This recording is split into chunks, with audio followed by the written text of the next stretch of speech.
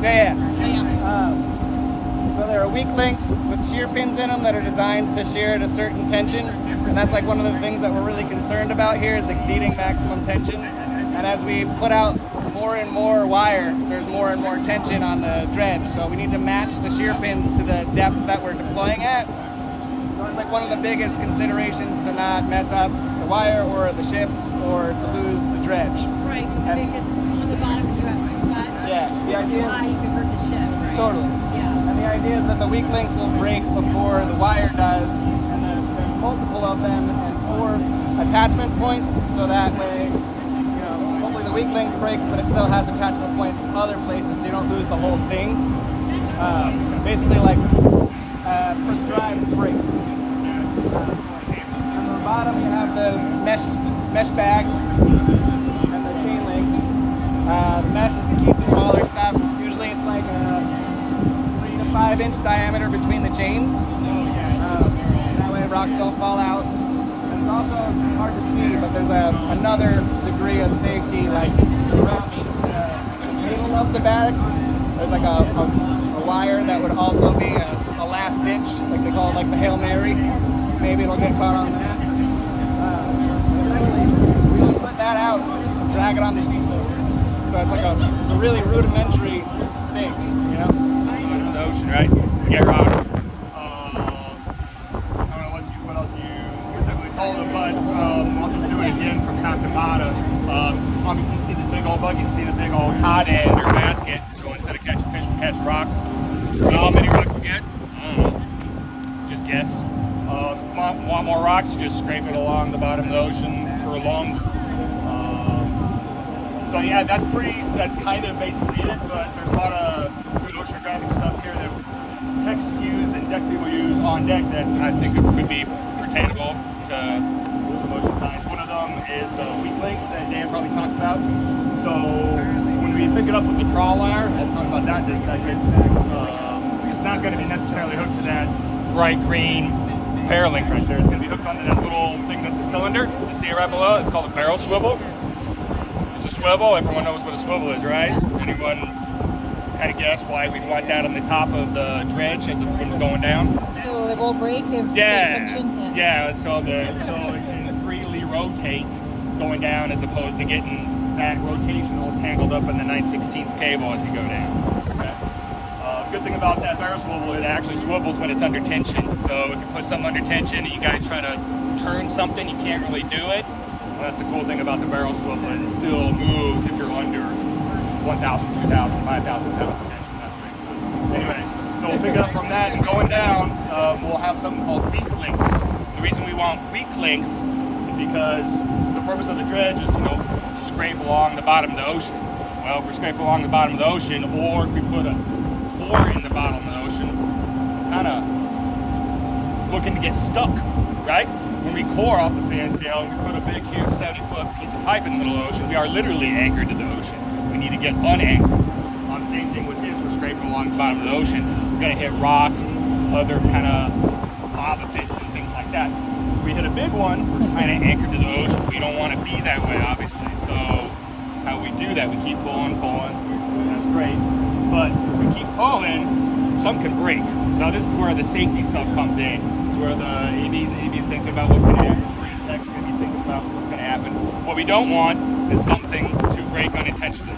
So if we don't have the weak links there, let's just say everything's fine, we start pulling, and we can't get it out, what do? We're stuck at the bottom. We can't get it unstuck from the bottom, so we've got to keep pulling and break the cable. We don't ever want to do that. But if something breaks, like in that sense, it's going to be the cable, and it's going to be up here on deck. So it's not going to break down at depth. It's going to break where the weakest part of the cable is. So where do we think the weakest part of a cable is? There's the 9/16 cable right there. Everyone see it right there? See, it's just the cable. I don't know where else to say it. It's right by the top. Gosh. Oh my god. Nick's gonna put his bits on it. There. That's the 9/16 oceanographic cable. It's standard oceanographic cable on all the big ships, on the whatever ship going through that block, through the 8 range, and then down to the ocean. So if it breaks, where do we think it's gonna break? Exactly. It's going to have you're going to either record in shackles. those aren't actually the weak links. That's going through, that's the weak link. So those bolts are rated. You can actually buy them at Home Depot and send them to a dynamic testing facility, and they'll pull and find out what they break at. So that is specifically the weak link. So we got a whole basket in the thing we can break out. So those are designed to break at a certain tension, 5,000 pounds, 10,000 pounds, 15,000 pounds. So if you get, this is about 20,000 pounds, breaking is like 26 for the 9/16. Don't want to get close. But if you want to get close to get a bunch of rocks or pores, I put a 15,000 pound break straight weak link there. So you're getting close. It's too dangerous. We got to get unstuck from the bottom, keep pulling, that'll break, as opposed to the wire. Kind of makes sense just as far as the thinking goes. Okay, cool. Well, we got two pairs. One is connected to, put my head on it.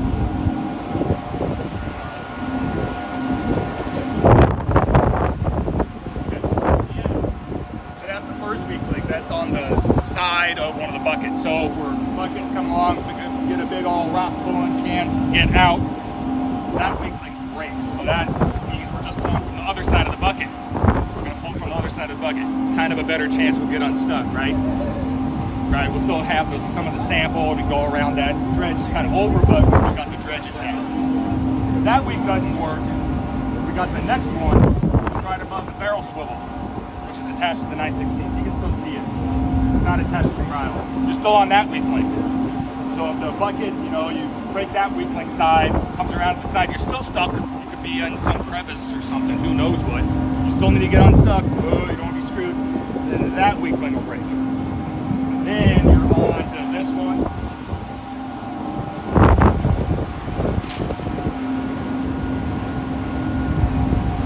This isn't attached to the bucket. This is attached to the basket. So that one doesn't have a weak link. So once all your oh shit happens and you break two weak links, kind of sucks. But now you're still attached to the dredge. And now you're pulling up on the basket. So now the bucket's not in the equation, and now you're pulling up on the basket to get your dredge back, because you don't want to lose dredges. Well, you will lose dredges, but you don't want to lose dredges. And then hopefully you'll still maintain some of the sample. That's how you get some sample, maintain your dredge, and maintain your 9/16 wire integrity, and be safe on deck. I know it's kind of very simple, but it's what we got to think about on deck when we're doing it. So now we got to. This is why they give us text these graphs, because we don't want to do maths. So, what we'll look at is our next wire out that we want to go to.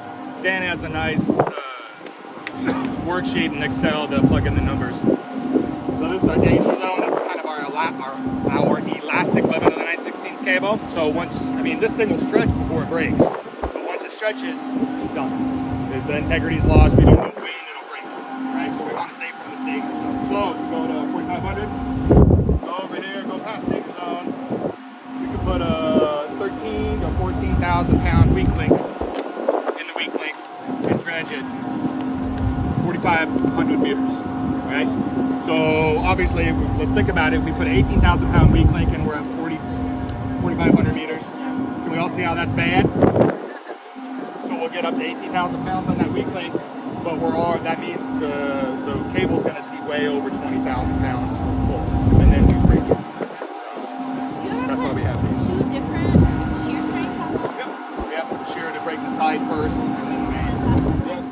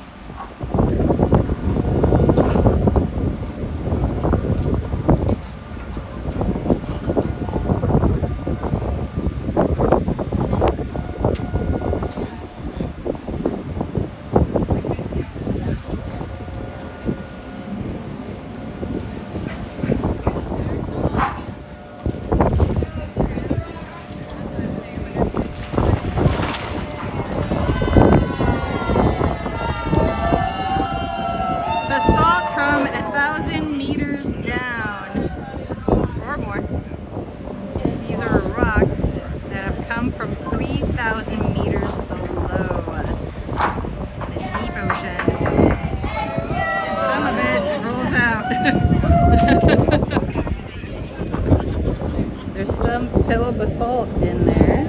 You can kind of see it between the people's feet.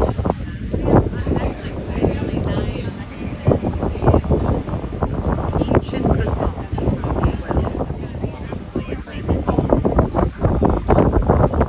Lots of basalt, including some pillow basalt. Here's from a distance, we'll see. Okay. So this is a piece of rock that a few minutes ago was on the seafloor. And it's a porphyritic basalt. It seems to have phenocrystomaline in it. Typical sort of thing you would see in Hawaii.